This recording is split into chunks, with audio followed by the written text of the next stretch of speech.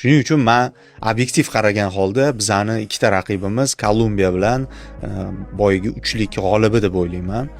Portugaliyadan ochko olishga hamma ish qilib ko'ramiz, baribir o'sha Cannavaro ham shunga reja qiladi. Yopib avtobus qo'yamizmi, nima qilib bo'lsa ham durang sug'urib olishga intilamiz. Lekin Real cho'ntagimizdagi ochko 4 ochko bo'lishi kerak.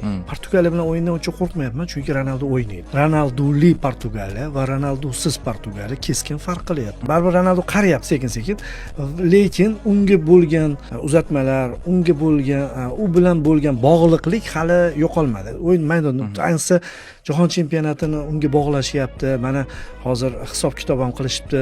40 ta, 44 ta o'yin o'ynar ekan Al-Nassr. O'sha Jahon chempionatigacha. Gollar sonini deyarli shuncha qilib qo'ysa, 35 ta qilib. O'zbekiston terma jamoasi bilan o'yinda balkim o'sha 1000-chi golini ham urishi mumkin degan farazlar ham bor. Bu bosim. G'irt bosim.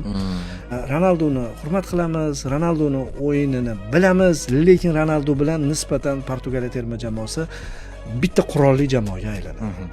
Buni ko'rdik-ku, misol uchun hozir shundoq ochib turib Ronaldo bilan o'ynalgan o'yinlarda Shimoliy Irlandiya qaysi juda kichik hisobladi, lekin Armaniston bilan 9 ta gol urgan. Nimaga 9 ta gol urgan desa, hamma futbolchi erkin o'ynagan, paslar boshlangan.